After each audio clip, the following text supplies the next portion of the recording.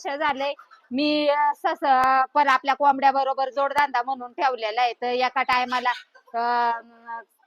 7-8 पिल्ल आपलं ससा घाली त्यात. तर त्यांचं कसं असतं, ज्या टायमाला ती यायला होती ना त्या टायमाला ती काय करते, तिची स्वतःची काळजी ती स्वतःच घेते. अंगावरचे असे बघा, तिच्या अंगावरचे केस सुद्धा तिने आहे ना काढून आपल्या पिल्लांना उब दिलेली आहे. आणि इतके सुंदर पिल्ल काढल्यात ना की पाहताच असं माणसाला मन हरवून जाईल. तर कसं आहे, आपल्याला कोंबड्या बरोबर सशांचा सुद्धा जर धंदा जर करायचा जर असेल ना तर खूप फायद्याचा आहे. तर तुम्ही पण करा. मी त्यांची हिची पिल्ल दाखवते. प्रथम आपल्याला सुरुवातीला आहे ना मी हिला आणली होती आणि हिच्या बरोबर एक नर मादी आणली होती. तर नर मादीतून आपल्याकडे आता 8 जोड्या झालेल्या आहेत आणि जी काय पिल्ल होत्यात ना ती मी लगेच पेट शॉपला देते.